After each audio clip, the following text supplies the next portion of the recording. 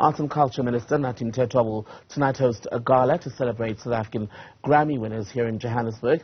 The who's who of the local entertainment industry have already arrived there. Tumaole Mohlaoli is our man on the ground. And Tumaole, the people being celebrated tonight in the main, Zakes, Bantwini, Mohlaoli, and Wouter, Kellerman.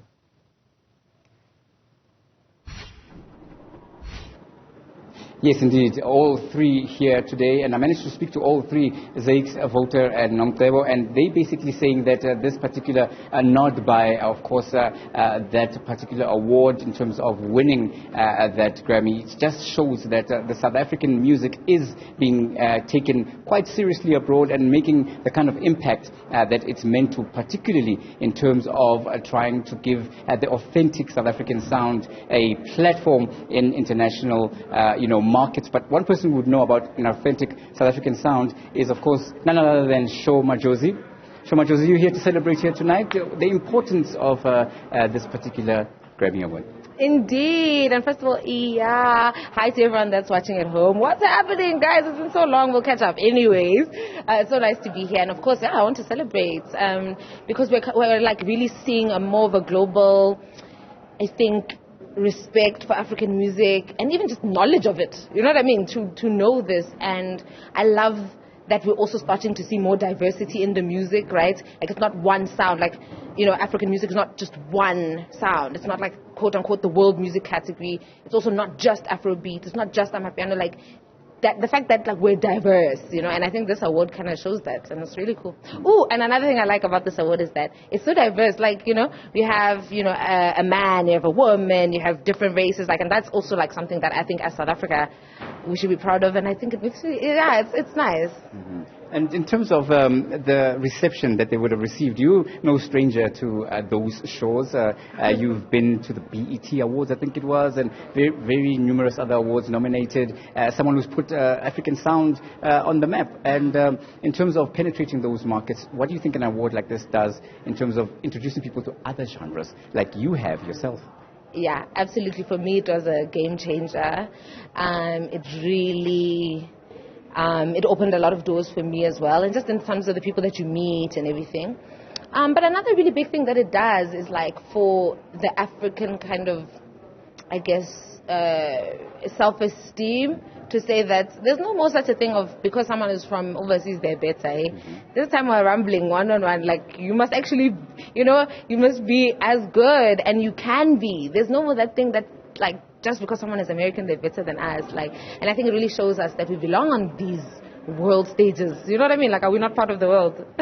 and as an African performer, do you think that you are celebrated enough in terms of the work that you do? We know that many performers often get their roses after their time has passed.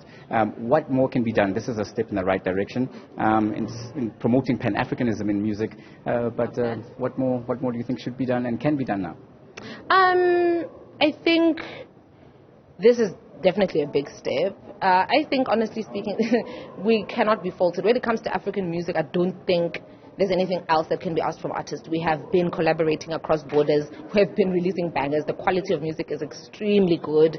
African music has never been bigger on a global platform, and I think it's no longer on us. I don't think the onus is on us to do anything more to get us heard and seen abroad. I think really we're waiting for just essentially everyone else to wake up. And what about this issue of the demands? Once you become a global artist, I was speaking to Mohlaoli earlier, and she says that, the interview requests and everything else, the promotional work, how does that take away from the artistry? Because at the end of the day, you still have to go into the studio, meditate on your art and deliver the goods. But at the same time, you're doing all this promotional stuff. How do you balance that? How do you handle that?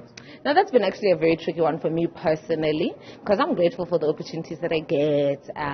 But yeah, it has been tricky for me personally, so I don't really think I'm in a position to advise anyone on that issue, because at the end of the day, it's the music that gets us to this place, and we can never neglect that, But I don't think I'm the best person to speak on that.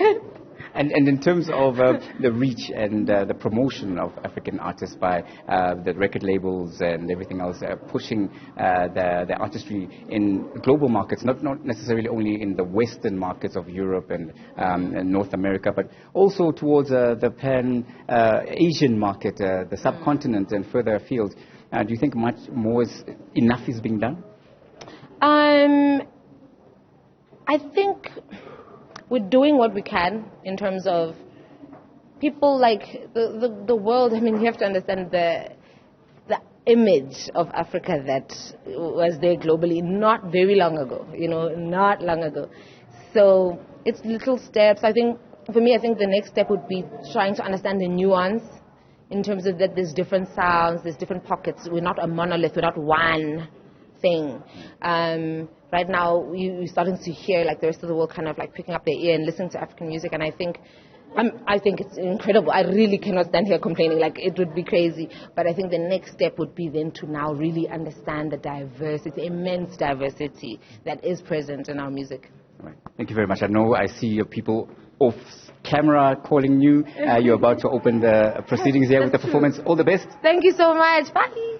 That is Shoma Josie there, about to jump on stage and open proceedings here at, of course, this particular Gala event, black tie event, and she certainly is going to turn up the heat and the volume on stage, doing what she does best, but again, echoing those sentiments that were also echoed by Wouter, as well as Zakes, Bantwini and Mthethwa, the Grammy Award winners, saying that Africa does deserve its platform, and this win certainly shines the light again on the talent and potential of this very diverse and rich continent. With that, it's back to you in the studio.